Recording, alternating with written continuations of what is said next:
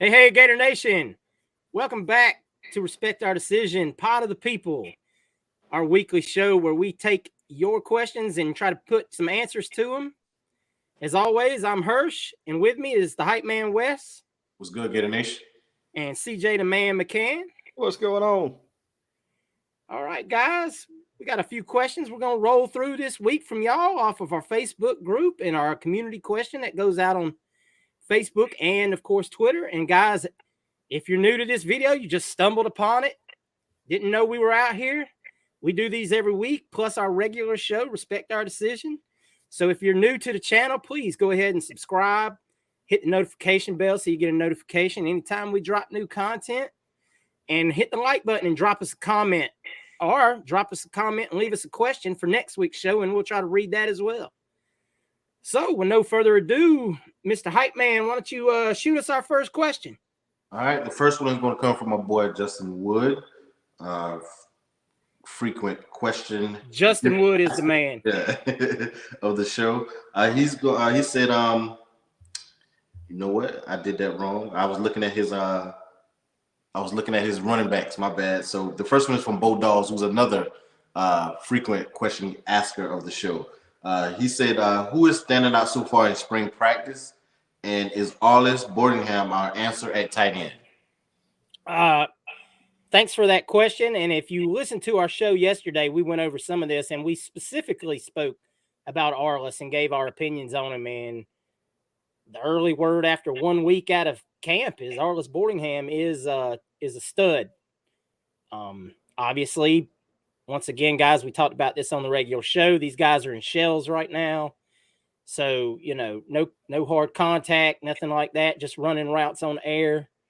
So it'll remain to be seen. We got to see if he can stay healthy. We got to see what happens once the pads come on. But so far, Arliss, from what all we've heard, looks the part. CJ, you want to talk about any standouts that you've heard? Yeah, let's go ahead and that way we're not talking about yesterday. Today we got to see some of Keontae Goodwin in action. Oh, yes, sir. Keontae Goodwin looked like a man. So again, and I kind of mentioned yesterday about like how I don't think that the offensive line is all the way as settled as some have made it seem. I think you're going to have a lot of guys competing for that spot. So with the way Goodwin looked today, I don't see how in the heck you can keep him on the bench. Yeah.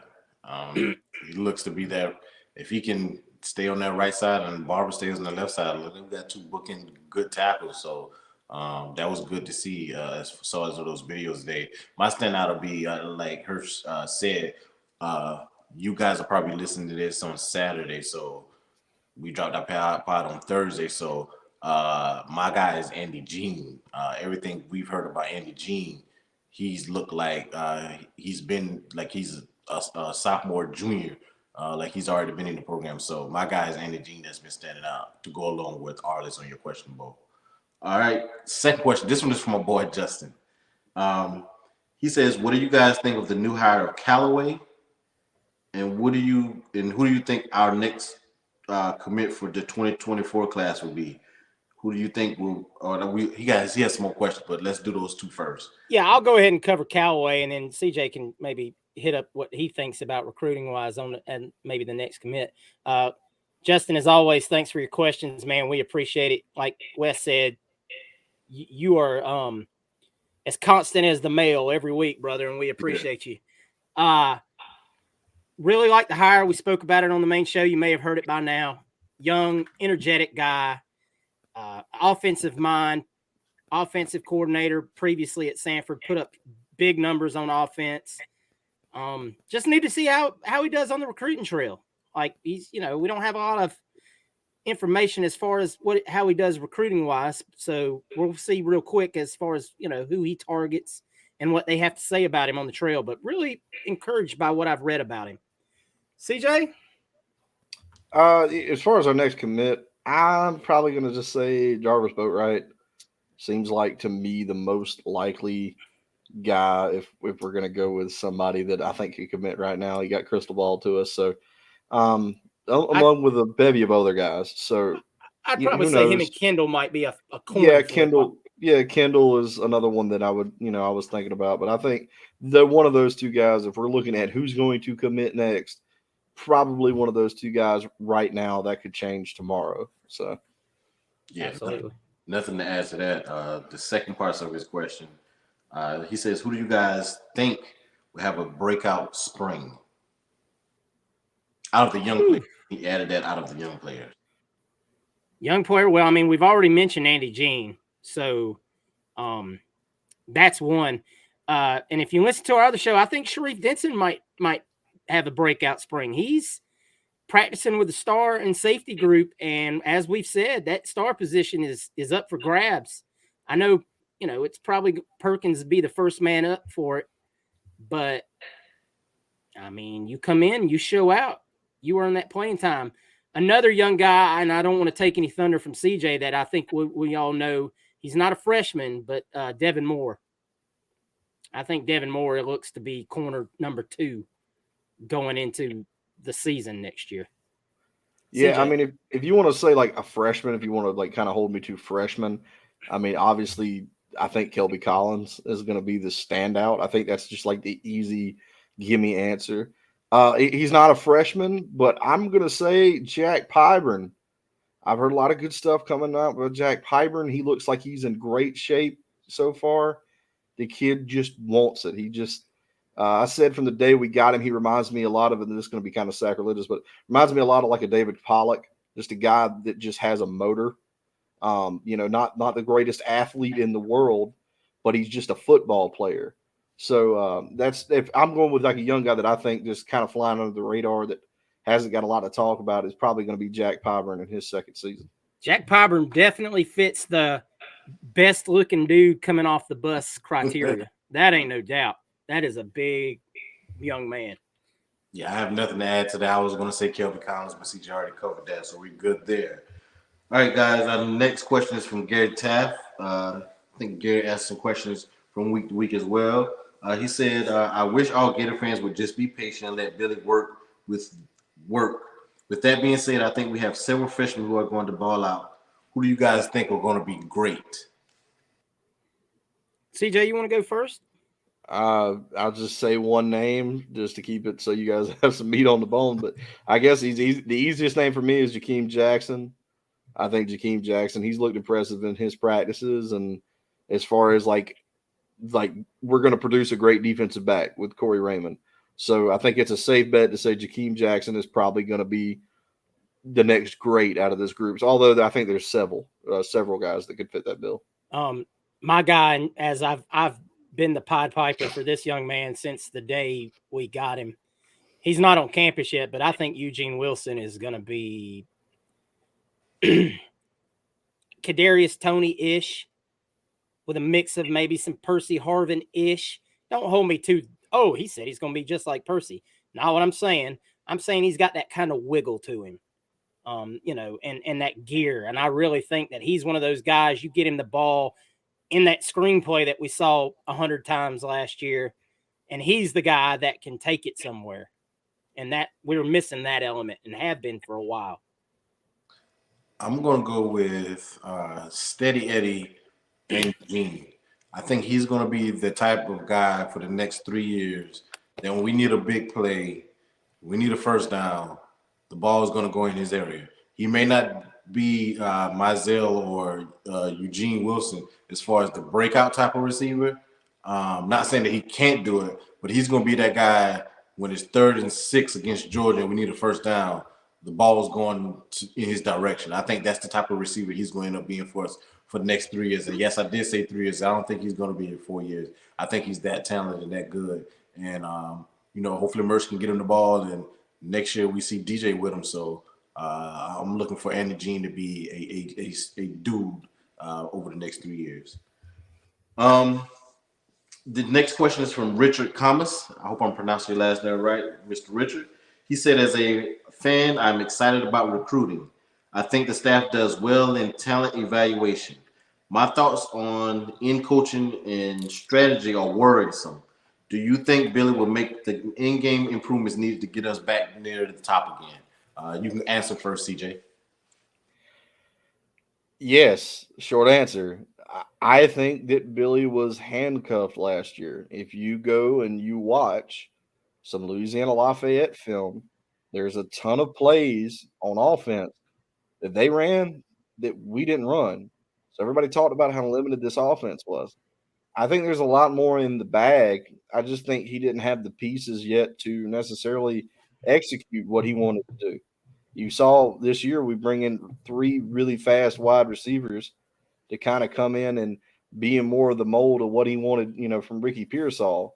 So that I think that, yeah, I think he's definitely going to make the adjustments. I mean, I don't want to sit here and tell you no, of course. I mean, that if my answer is no, then he shouldn't be here anymore. So, I mean, yeah, of course, I think he's going to make those adjustments. I think that he's going to do what he needs to do. And like I said, the playbook is more expansive than I think people want to believe just based on what we saw from last year. Yeah, I agree with CJ what he's saying completely. I mean, you've got to get guys that you want for your system in place. And you've seen that. You've seen a flipping of the entire roster, different kind of receivers brought in, different size offensive linemen brought in. You get a real vision of what Billy and company want to do if you look at the personnel they're bringing in versus the personnel that were on campus when Billy got here. So he's definitely got a vision of where he wants to go with this. Some interesting things for me to watch next season, obviously, will be his handling of the middle 8. And, that's been talked about quite a bit. I think Billy got in his head a little bit this last season. I know he was handcuffed in what he wanted to do in a lot of situations, and I think he overthought some situations. And no one knows that more than him. He's related, to other people around him. He's, put a lot of blame on himself. Kudos to him for doing so. All great head coaches are able to do that when needed. So yeah, I think you'll see some serious adjustments this season for sure. Yeah, I do too. Hopefully we have that type of offense. I know a lot of fans were upset about our before halftime things. Like that's where I was going with the middle 8. Yeah.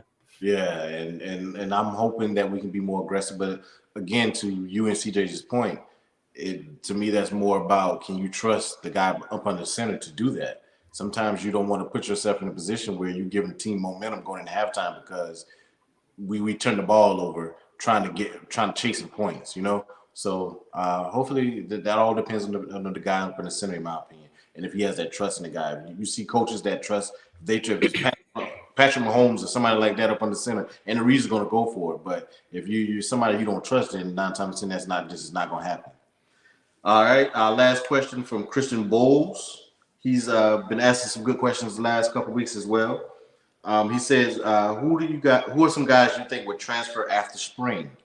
I thought 2 prime candidates would be Scooby and Weston. Scooby may stick because I think the edge is a better fit for him, and Weston may end up transferring. And that's the first part of his question. I'll ask the second after this. CJ? You first. I was going to go to you. I asked CJ last. You go ahead and answer this first, sir. I liked what he said about Scooby. That was going to be a guy that I really thought before I saw him move to edge would probably transfer out. I'm going to be straight up with you. It'll probably be some guys out of, if it's anybody else that I can think of, I could see a couple of the receivers maybe leaving. Just depending on how that room shakes out after spring. We talked about Marcus Burks on the regular show, but if that young man doesn't see himself making any, headway on that receiver depth chart, he might, take that quick exit out of town to go find him a better opportunity for him. CJ? I don't have a good answer right now. It's too early for me to tell, who's. I think as we'll find out who really isn't bought in as spring goes. Because right now, I think everybody's just so hyped up to put on the jerseys and go out there and practice and stuff. So right now, everybody's kind of positive. Let's get a little deeper into spring and see how things work out, and we'll see where they go with the spring game. I think it's a little too early to tell personally. You've got a couple of position changes, but I don't know. Those guys might enjoy those position changes, that might work better for them. So we got to see how they, mesh and mold into that new spot.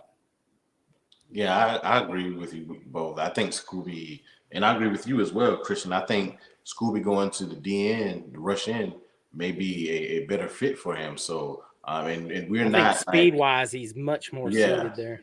and we don't have. It's not like we're deep over there either. So that may be a position where he may receive playing time as well. So that may be a good fit for him moving there. Then you have to look at some of these guys. Like I know you missed Weston and some of those guys. Where they at as far as getting a degree? As we've heard over and over again, Florida is a top 5 public school as far as university, as far as education. So if they don't have the degree by the spring, they might be incentive to stay in through the fall or something. I don't know every guy's situation, but you saw that happen with Emory last year. Yeah, I mean, Emory's a perfect example of that. Yeah, he got his degree after the spring semester, and then he transferred out. So that if you're that close to getting your degree from the University of Florida, that might be more of an, especially if you know you're not going to the league, that may be also an incentive to stay as well. All right, and the second part of your question, how concerned are you guys if Mertz does not secure the QB position by the end of the spring? I'll go with you on this one first, CJ. I'm super concerned. I'm not gonna lie to you, and be like, I was gonna say, if he ain't got it locked down by then. No, I don't think that there's. I don't want to believe that there's any possibility that's going to happen. I don't think that will happen. If that does happen, we better hope that Jack Miller just like woke up one day and transformed his mind into being an All-American quarterback, and that's why Mertz isn't playing. And that's nothing against Jack Miller, but Mertz didn't transfer to sit on the bench. I didn't bring him in to sit him on the bench. So if he doesn't put it together and he doesn't win the job, I'd be super worried. I don't think that's going to happen though. But again, that'd be. I'm not going to tell you. I'm not going to lie to you and be like, "Oh, this is no big deal." That'd be a pretty big freaking deal. I'd be very concerned. I mean, now granted, it's a spring situation. You know, they're going to lead the prospective side spring game. You're going to see them both play, take a lot of snaps. But, I mean, we've heard good things already about how Mertz has looked. He looks very sharp with a lot of his passes. You know, it's still early, man. We're a week into spring. So you're going to see some videos out there. I know a lot has been made. There was one video put out there that he threw behind the tight end on like a 15-yard crosser.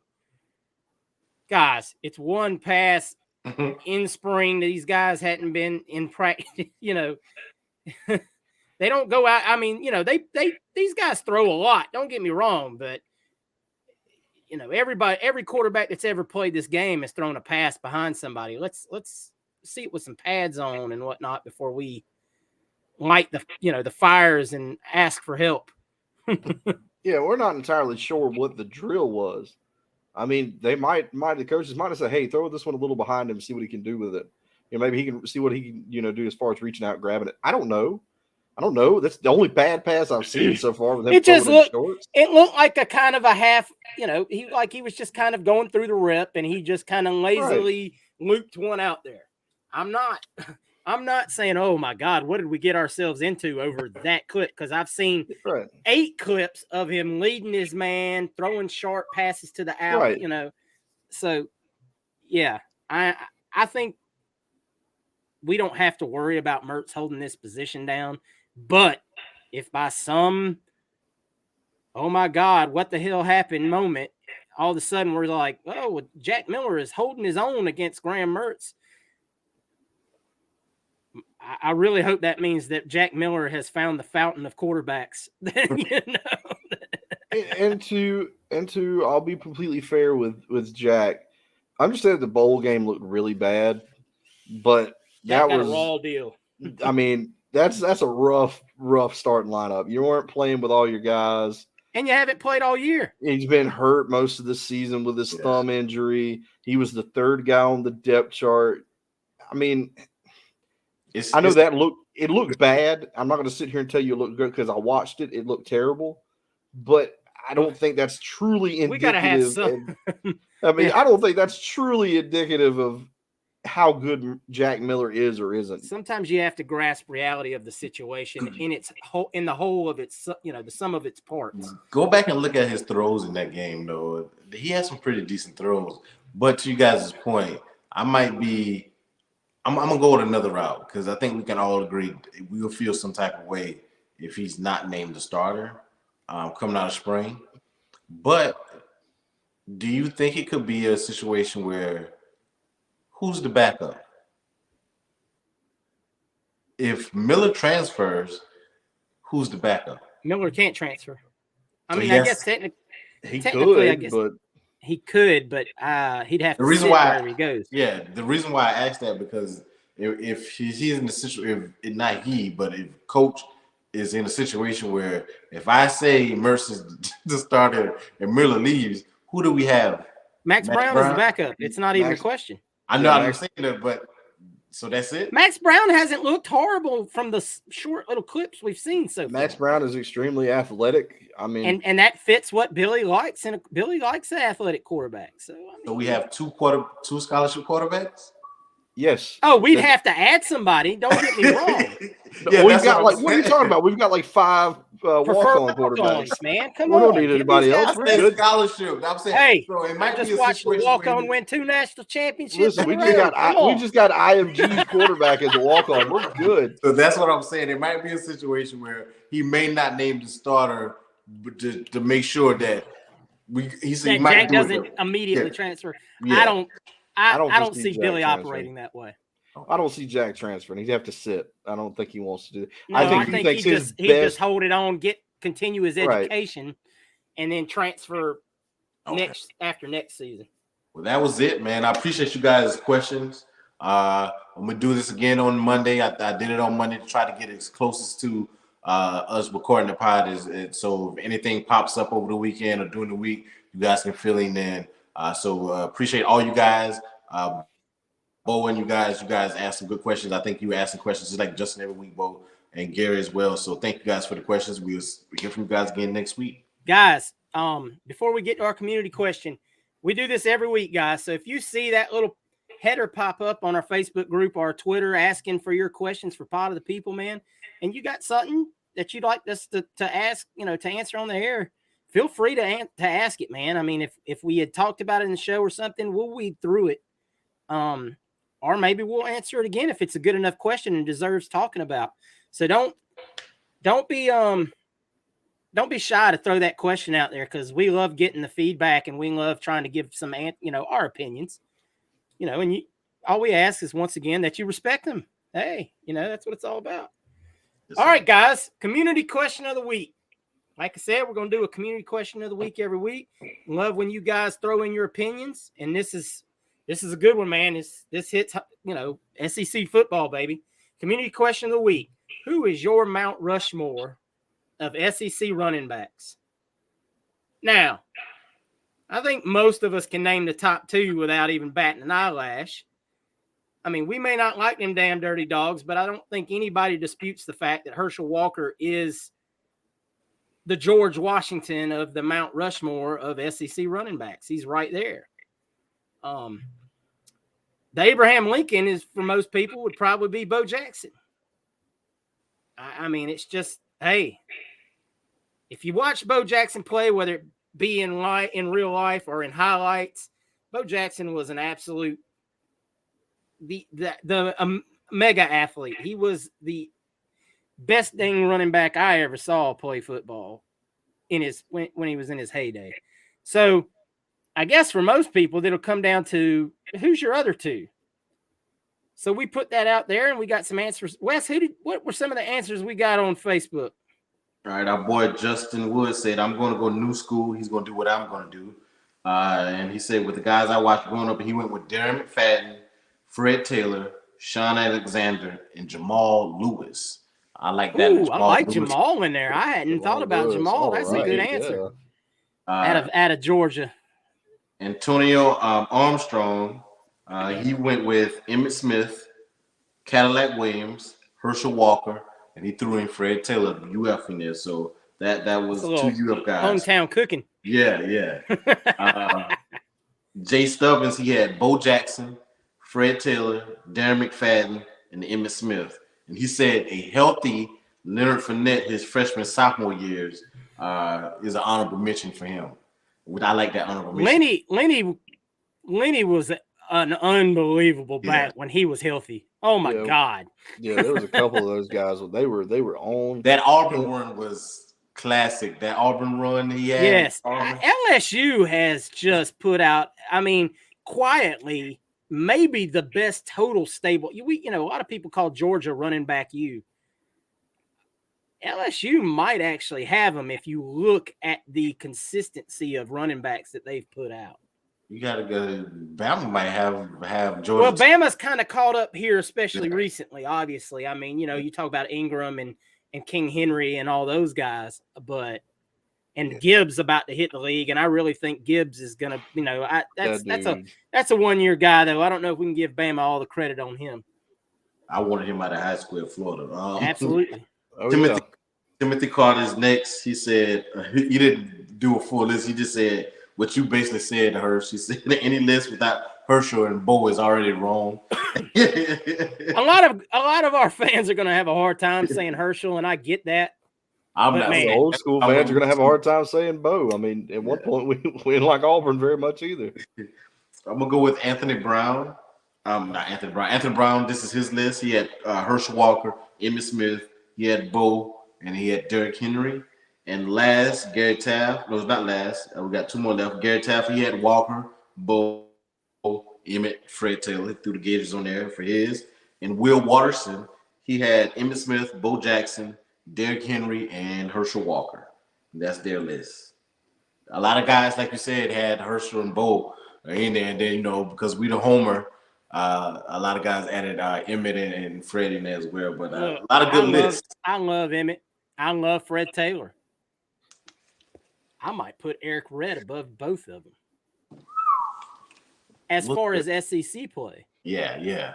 I got you. I'm not talking about what they've done since they left the university. I'm talking about what they did in college. Everyone interprets this, though, however they want to interpret it. That's what makes it a great interactive, community question. If you want to say complete body of work, then Bo and Herschel probably aren't on there. I mean, God knows the only thing Herschel was known for in the pros was the trade that was so ridiculous that built the 90s Cowboys and brought, and eventually got Emmitt his record and his Super Bowl rings. So thanks for that, Herschel. Bo, of course, tragically hurt, had his career cut short. But at the time Bo got hurt in the league, he had the highest he was right around Jim Brown's mark for highest yards per carry average in NFL history. He was sick, man. He was just stupid. So what if Dameon Pierce got more than 10 carries a game? Oh man, that might have to be another community question. What are the three biggest Mullen era what ifs? That might have to be the next Lord. One. It'll be a whole episode. Clifford Ryan on Twitter said Bo Jackson, Herschel, Derrick Henry, and Emmitt. Great answer. MDN, he said he added Derrick Henry to what we already had up there. We didn't get a lot of responses on Twitter, so we're going to go ahead and give you our picks, and then we'll just get on out of here, guys. Wes, go with it. I'm going to go, like I said, I'm going to go the last 20 years or so. I'm going to go first, like you said, George Washington. That'll be Derrick Henry. He was just phenomenal at Alabama. Real quick, before you go any further, I just wanted to say, Will Muschamp, it's still a fade on sight if I catch you. You want him to play for linebacker. Offering that man to just be a linebacker. Hold on. Let me for 1 minute. I'm not gonna say that's right, but I can defend it. Could you imagine Derrick Henry playing Absolutely. linebacker? But I saw him as a running back. I'm just saying, could you imagine Derrick Henry playing linebacker? Who's going to stop that man? He's going to play sideline to sideline. He's already bigger than most of them. Here's the thing. Will Muschamp didn't want to do nothing but run the ball damn anyway. You should have loved the big back.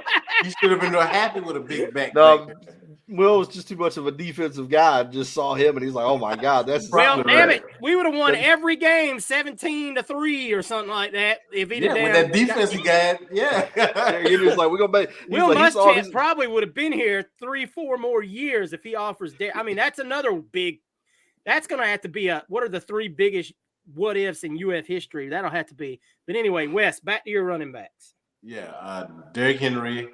I got to go with McFadden because McFadden was carrying the ball with no quarterback. They were just doing the what was it called? The Wildcat. They were the originators of him and Felix Jones of the Wildcat. My next back, I'm going to go with a lot of people slept on it. I didn't see his name on the list, which is good. It's Marcus Lattimore from South Carolina. When he was at South Carolina and Steve Spurrier, everybody was like, Steve's running the ball. They say he had the number one player well, I'm from South Carolina, so I got to give him credit. Number one player in the state, Mr. Football. Marcus Lattimore was a true monster over here. And the last guy I'm going to go with, and I hate to, but because I didn't want to pick Herschel, I'll give Georgia some due, and I go with not Nick Chubb. I'm going to go with Gurley. Gurley was a straight-up monster at Georgia. I think he blew his knee one year, but he was just phenomenal. I loved watching Todd Gurley, even though I hated Georgia. And that was the Mark Richt era, so they wouldn't win anything then anyway. All right, CJ, give us your 4. I mean, it's Herschel and it's Bo. I can't leave Herschel and Bo off the list. And then I'm going to go Emmitt Smith. Emmitt Smith still leads in all-time rushing yards in the league, and the way they're throwing the ball now, I don't see that changing anytime soon.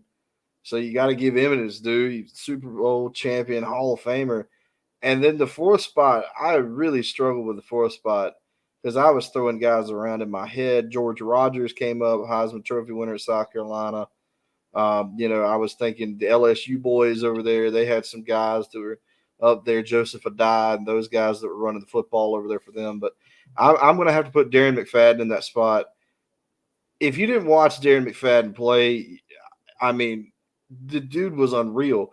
The only thing that was unfortunate for Darren McFadden is he had to compete against Tim Tebow. If it wasn't for that, that guy'd be a Heisman Trophy winner. So those are my 4. I'm going to put Darren McFadden at the 4th spot with Emmitt and Bo and Herschel.